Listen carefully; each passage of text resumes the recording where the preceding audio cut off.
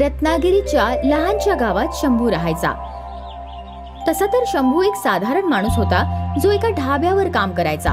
पण त्याच्याकडे त्याची एक लहानशी जमीन होती जिथे त्याने बऱ्याच वर्षांपूर्वी आंब्याची झाडं लावलेली. बघतेस मीनाक्षी, माझी आंब्याची झाडं किती मोठी झाली आहेत.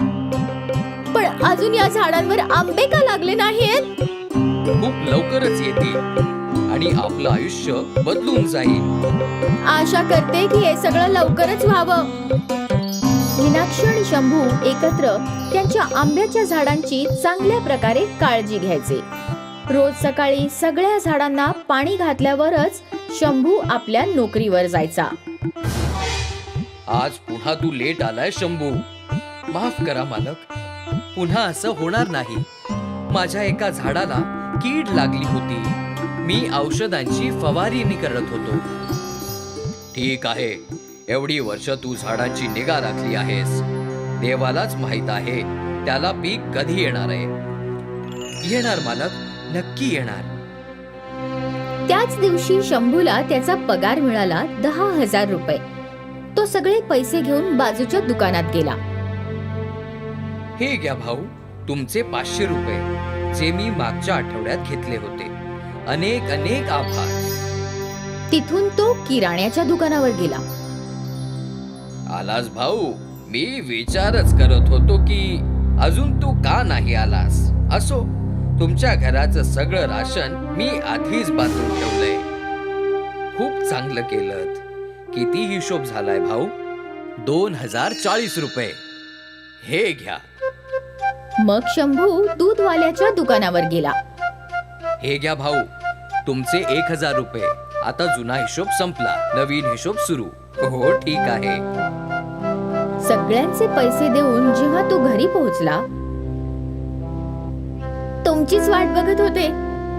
पगार मिळाला वाटतं. इथे ठेवा सगळं राशन.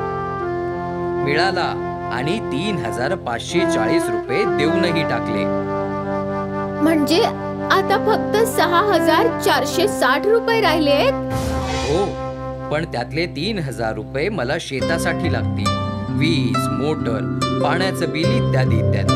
500 माझं महिन्याचा खर्च आणि उरलेले 3000 तू ठेव. जे सामान पाहिजे ते आण आणि बाकीचे पैसे वाचवून ठेव. बरं ठीक आहे. मी विचार केलेला या महिन्यात जर 3000पेक्षा जास्त पैसे मिळाले तर नवी साडी विकत घेईन. पुढल्या महिन्यात माझ्या बहिणीचं लग्न आहे ना. तू काळजी नको करूस. काही दिवसातच मी तुझ्यासाठी नवीन साडी विकत घेईन. ठीक आहे. हो. सगळा हिशोब झालेला. दुसऱ्या दिवशी सकाळी शंभू जेव्हा आपल्या आंब्याच्या झाडांजवळ पोहोचला तेव्हा तो हैराण झाला होता. मीनाक्षी, काय झालं? हे बघ, झाडावर फळं आले आहेत. अरे देवा, हे आपल्या झाडांचं पहिलं पीक असेल. हो हो, आशा करतो की पीक चांगलं असेल. होणारच. आपण एवढी वर्ष या झाडांची देखरेख केली आहे. ते तर आहेच.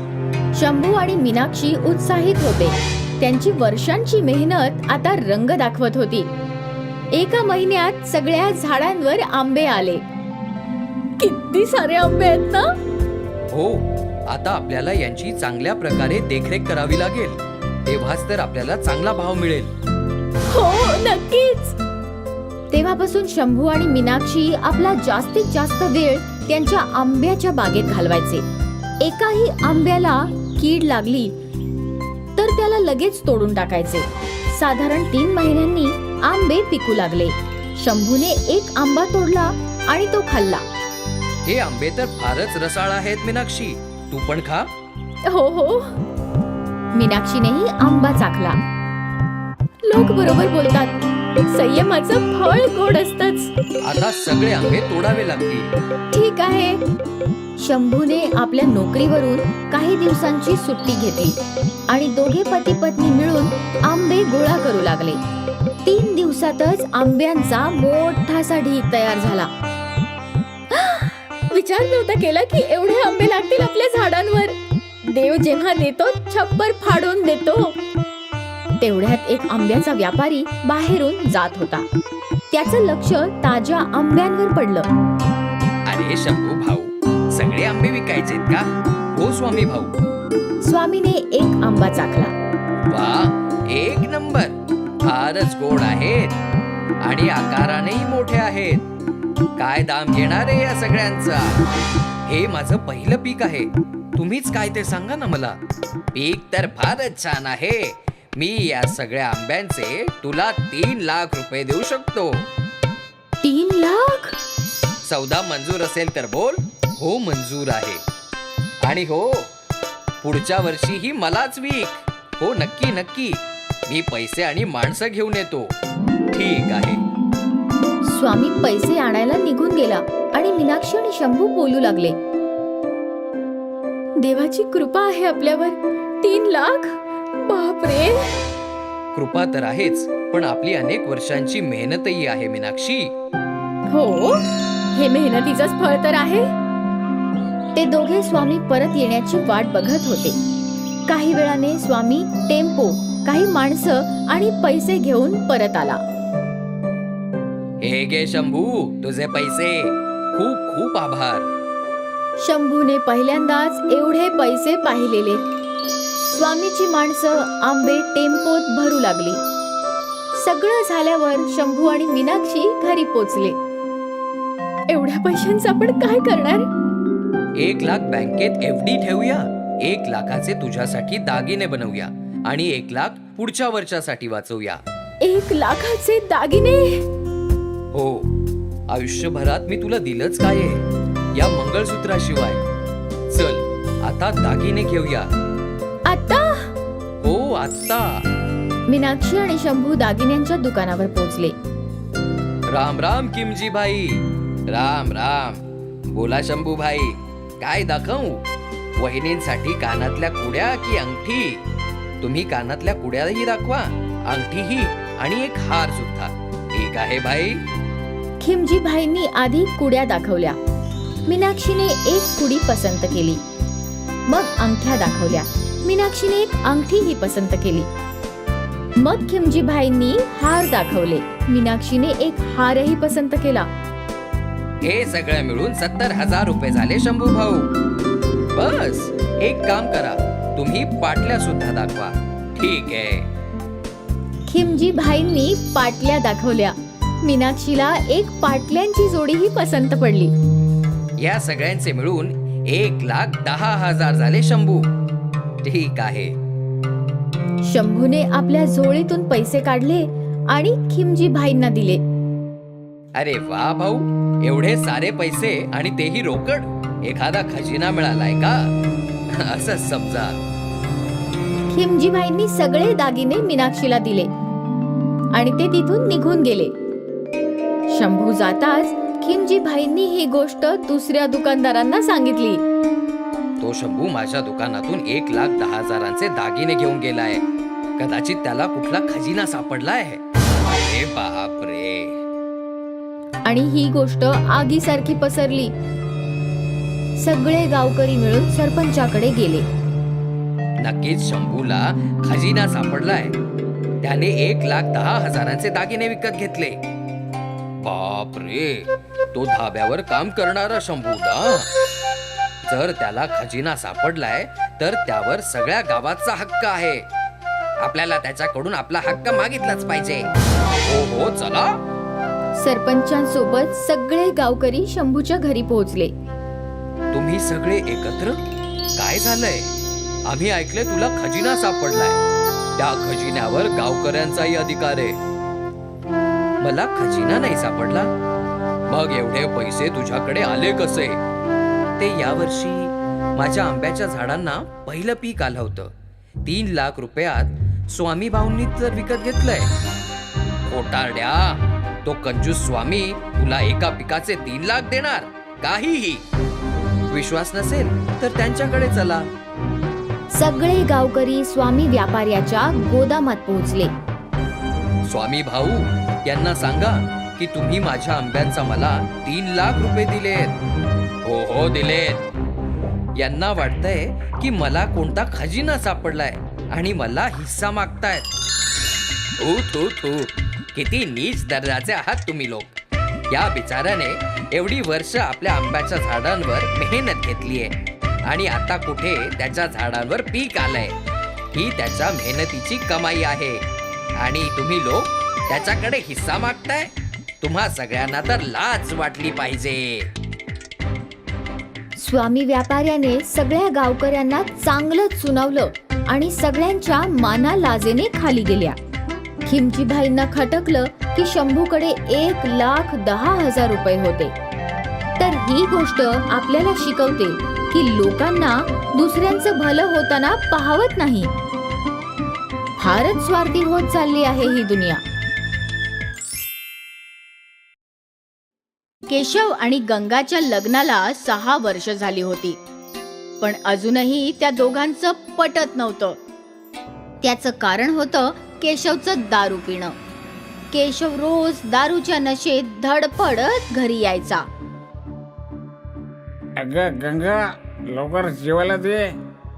किती वेळा सांगितलंय तुम्हाला की दारू पिऊन घरी येऊ नका. अरे माझं घर आहे, तू कोण आहे मला घरी अशी थांबवणारी? मी तुमची बायको आहे. हा तुमचा मुलगा सौरभ. सौरभला तुमची फार भीती वाटते.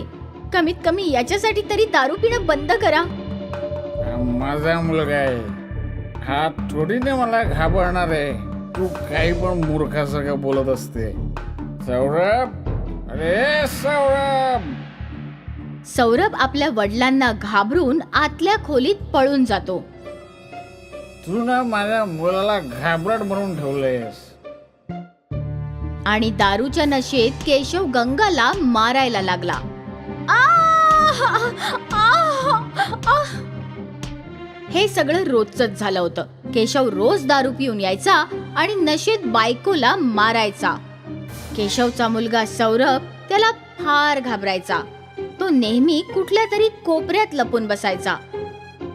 एके दिवशी गंगाने ठरवलं होतं की केशवच्या रोजच्या या दारू पिण्यापासून मुक्ती घेऊनच ती राहील.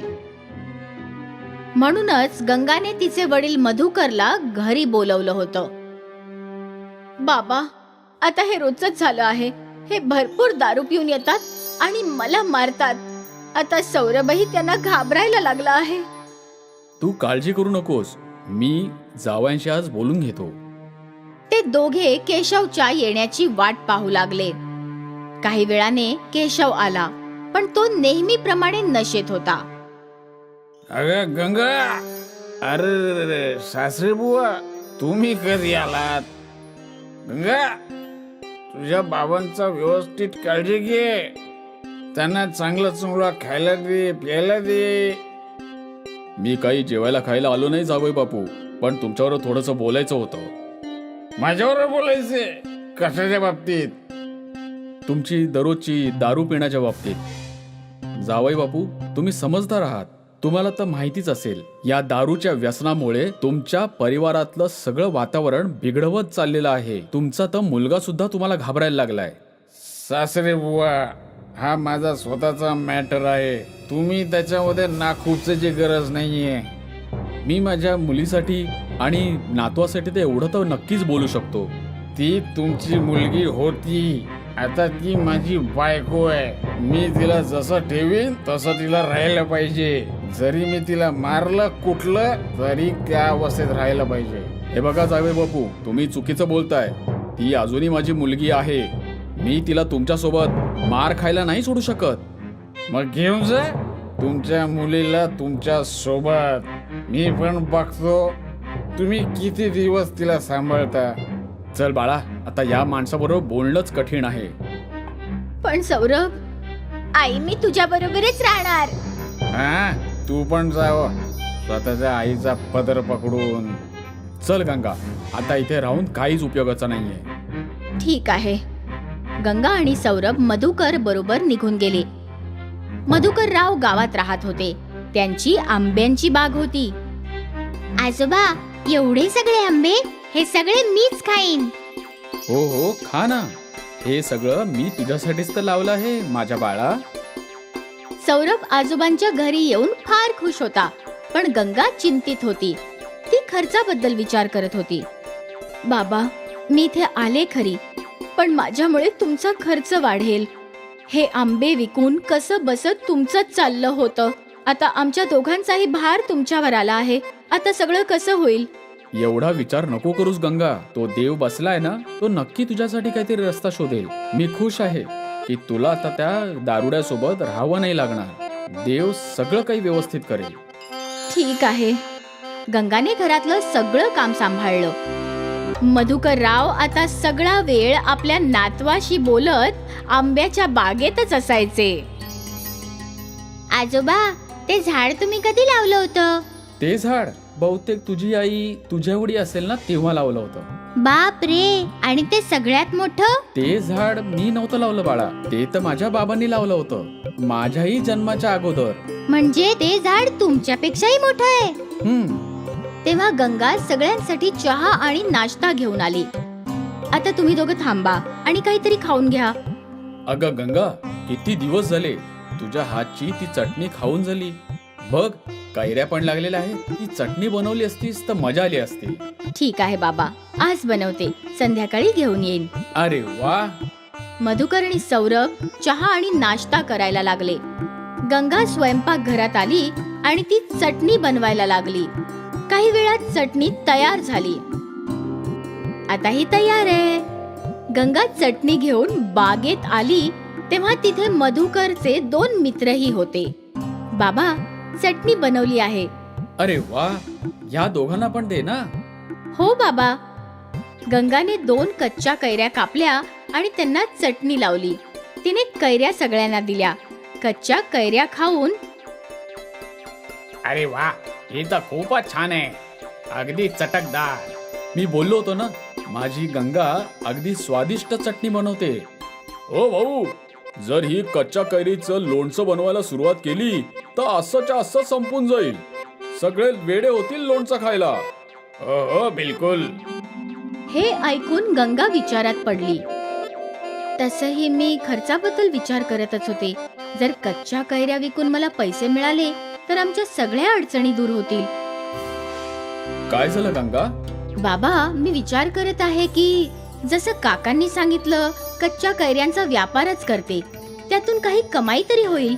तसं तुझं बोलणं काही चुकीचं नाहीये. मीही तुझ्या सोबत आहे. पुढल्या दिवशी गंगाने बाजारात कच्च्या कैऱ्यांची गाडी उभी केली. तिच्या गाडीवर कच्च्या कैऱ्या पाहून, या कच्च्या कैऱ्या कशा दिल्या? 15 रुपये प्लेट. मला 1 प्लेट द्या. गंगाने त्या बाईला 1 प्लेट कच्च्या कैऱ्या दिल्या आणि 15 रुपये घेतले. वाह, इतक्या चवीच्या कैऱ्या मी कधी नाही खाल्ल्या. यानंतर बऱ्याच गिऱ्हाईकांनी गंगाच्या कच्च्या कैरीचं कौतुक केलं. पहिल्या दिवसापासूनच गंगाच्या कच्च्या कैऱ्या प्रसिद्ध व्हायला लागल्या. संध्याकाळपर्यंत सगळ्या कैऱ्या संपल्या होत्या. गंगाने दुकान बंद केलं आणि स्वतःची पहिली कमाई पाहून ती खूप आनंदी होती. ती आनंदाने घरी आली. कसा होता आजचा दिवस? खूपच छान. बाबा, घ्या. लोकांना माझ्या कच्च्या कैऱ्या फार आवडल्या. कितीतरी लोकांनी माझं कौतुक केलं. आणि हे बघा, आजची कमाई. अरे वा, मला खात्री होती तू करणारच. आज सगळ्या कैऱ्या संपल्या बाबा. मी अजून कच्च्या कैऱ्या तोडून ठेवलेल्या आहेत. पण असंच जर चालू राहिलं तर मग आपल्याला कच्च्या कैऱ्या बाहेरून विकत घ्याव्या लागतील. देव करो तुझा व्यापार खूप पुढे जाओ. धन्यवाद बाबा. माझा सौरभ कुठे आहे? अगं, तो खेळून खूप दमला होता. मग मी त्याला जेवायला दिलं आणि मग तो झोपून गेला. बाबा, तुमची साथ मिळाली नसती तर आमचं काय झालं असतं? अगं माझ्या बाळा, मी माझ्या बाळाची साथ देणार नाही का? तू तर माझं बाळ आहेस, माझी परी. आणि माझी परी माझ्यावर कधीच ओझं नाहीये. गंगाने तिच्या वडिलांना मिठी मारली आणि सुरू झालं आत्मनिर्भर होण्याचं अभियान. गंगा रोज कच्चे आंबे विकायची आणि तिचे वडील तिची मदत करायचे. सौरभला सांभाळायचे. आता गंगाला तिच्या व्यसनी नवऱ्याची काही गरज नव्हती. मधुकर बरोबर बोलला होता. मुली भार नसतात,